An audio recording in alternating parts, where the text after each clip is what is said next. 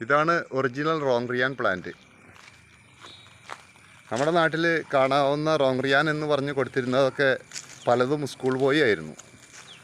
School ബോയ്ക്കുള്ള പ്രശ്നം എന്ന് വെച്ചാൽ സെയിം ഇത് തന്നെ പ്ലാന്റ്, ഇത് തന്നെ ഫ്രൂട്ട്, പക്ഷേ ഇത്രയും വലുപ്പം ഉണ്ടാവില്ല, അതേപോലെ ഇത്രയും ഫ്ലഷ് ഉണ്ടാവില്ല. ഇതിപ്പോൾ എടക്കുന്നിൽ എൻ്റെ ഒരു സുഹൃത്തിൻ്റെ വീട്ടിൽ ഉണ്ടായിട്ടുള്ള, അതിപ്പോൾ ഏകദേശം ഒരു 16-17 വർഷമായിട്ടുള്ളൊരു പ്ലാന്റാണ്. ഇതിലൊരു ഗുണമെന്ന് വെച്ച് കഴിഞ്ഞാൽ നന്നായിട്ട് പ്രൂൺ ചെയ്ത് താഴേക്കും മുകളിലേക്കൊക്കെ ശിഖരങ്ങൾ കുറച്ച് കൂടുതലായിട്ട് വളർത്തിയിട്ടെങ്കിൽ എല്ലാത്തൊരു ഈൽഡ് കിട്ടുന്ന ഒരു പ്ലാന്റാണ്. സാധാരണ രീതിയിൽ N18 ഒരു 200-300 കിലോ വരെ ഏറ്റവും വലിയ പ്ലാന്റിൽ കിട്ടുമെങ്കിൽ ഇതിനും അത്ര തന്നെ കിട്ടാൻ സാധ്യതയുണ്ട്. പക്ഷേ അത് നമ്മൾ പ്രോപ്പറായിട്ടത് വേണ്ട രീതിയിൽ പ്രൂണിങ്ങും, സാധാരണ കൊമ്പുകളൊക്കെ എന്ന് പറഞ്ഞു കഴിഞ്ഞാൽ തൂങ്ങിക്കിടക്കുന്ന കൊമ്പുകളാണ്.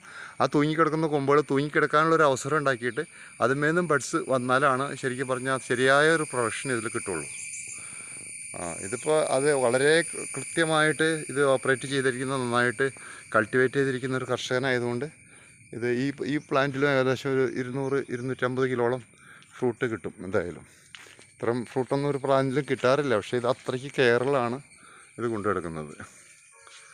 സാധാരണ രീതിയിൽ ഇതിൻ്റെ ഒരു വീഡിയോ പോലും എടുക്കാൻ ആരും സമ്മതിക്കാറില്ല. കാരണം ഇതൊക്കെ എന്ന് പറഞ്ഞു കഴിഞ്ഞാൽ ആളുകൾ ഈ നമ്മുടെ നാടൻ ഭാഷയിൽ പറഞ്ഞ കണ്ണ് തട്ടെന്ന് പറയും. കണ്ണ് തട്ടിക്കഴിഞ്ഞാൽ അടുത്ത വർഷം ഇതിൻ്റെ ഈൽഡിനെ ബാധിക്കും. പക്ഷേ അവർ നല്ല മനുഷ്യരായതുകൊണ്ടും നല്ല കർഷകരായതുകൊണ്ടും മറ്റുള്ളവർക്ക് ഇതിൻ്റെ വീഡിയോ ഉപകാരപ്പെടട്ടെ, കൃഷി ഇങ്ങനെയും ചെയ്ത് കഴിഞ്ഞാൽ വലിയ ഒരു അൾട്ടിമേറ്റ് ഗോളുണ്ട് എന്ന് മനസ്സിലാക്കിക്കോട്ടെ എന്ന് വിചാരിച്ചിട്ട് എന്നെ വീഡിയോ എടുക്കാൻ അനുവദിച്ചിട്ടുള്ളതാണ്. കണ്ടോ, അല്ല ശരിക്കും പറഞ്ഞാൽ ഇതൊരു 2 സെൻറ്റ് സ്ഥലത്തോളം വ്യാപിച്ചു കിടക്കുന്നൊരു പ്ലാന്റാണ്. 2 സെൻറ്റ് സ്ഥലം, അപ്പോൾ ഏകദേശം ഒരു ഏക്കർ ഒരു 35 പ്ലാന്റ് അങ്ങനത്തെ പ്ലാന്റ് വയ്ക്കാൻ പറ്റുള്ളൂ. മതിയല്ലോ. ഒരു 200 കിലോ ആവറേജ് കിട്ടിയിട്ടുണ്ടെങ്കിൽ 6-7 ടണ്ണ് കിട്ടും. മാത്രമല്ല ഈ റോങ്റിയാൻ ഫ്രൂട്ടിനെ സംബന്ധിച്ച് പറയുകയാണെങ്കിൽ ഷെൽ ലൈഫ് കൂടുതലാണ്. N18 4 ദിവസം 5 ദിവസമാണെങ്കിൽ ഇതിന് 6-7 ദിവസം വരെ നിൽക്കും. അപ്പോൾ അതുകൊണ്ട് എക്സ്പോർട്ട് ചെയ്യാനായിട്ടുള്ളൊരു സാധ്യതയുള്ളൊരു പ്ലാന്റാണ്. എക്സ്പോർട്ട് ചെയ്യാനായിട്ട് ഏറ്റവും കൂടുതൽ ഉപകരിക്കുന്ന ഒരു പ്ലാന്റാണ്. കാരണം ഇപ്പോൾ മലേഷ്യയിലും തായ്ലൻഡിലൊക്കെ ഏറ്റവും കൂടുതൽ ഈ N18 അല്ല, ഈ റോങ്റിയാനാണ് ശരിക്കുള്ളത്.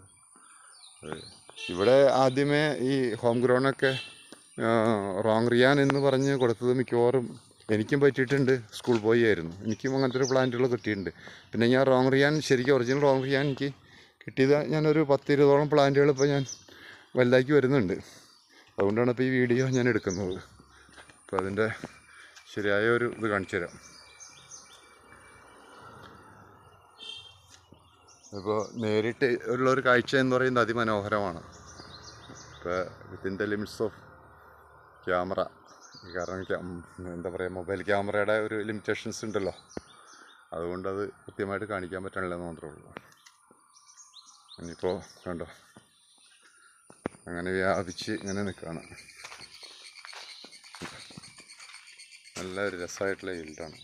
ഇത് നമ്മൾ വെറുതെ കൃഷി ചെയ്താൽ മാത്രം പോരാ, അതിനെ ഒരു 2-3 പ്രാവശ്യമായിട്ട് പല ഘട്ടങ്ങളായിട്ട് വളമിടണം, വേണ്ട രീതിയിൽ ഇതിൽ പ്രൂൺ ചെയ്യണം. അതുപോലെ കൊമ്പുകൾ താഴേക്ക് മടങ്ങി വരാനായിട്ട് അനുവദിക്കണം. എന്നാലാണ് അതിൽ കൂടുതലായിട്ട് മുകുളങ്ങൾ പൊട്ടിയിട്ട് ശിഖരങ്ങൾ പൊട്ടിയിട്ട് വലിയ രീതിയിൽ അത് പ്രൊഡക്ഷൻ ഉണ്ടാവുള്ളൂ.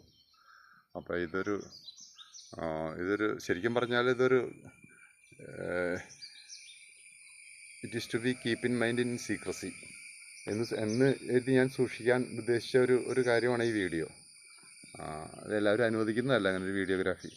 പക്ഷേ അപ്പോൾ ഞാൻ നോക്കി കഴിഞ്ഞപ്പോൾ എന്തിനാണ്, എല്ലാവർക്കും ഉപകാരം ഉണ്ടാവട്ടെ എന്ന് വിചാരിച്ചിട്ട് മാത്രമാണ് ഈ സത്യത്തിലെ വീഡിയോ നിങ്ങൾക്ക് വേണ്ടിയിട്ട് പോസ്റ്റ് ചെയ്യുന്നത്. Okay, thank you.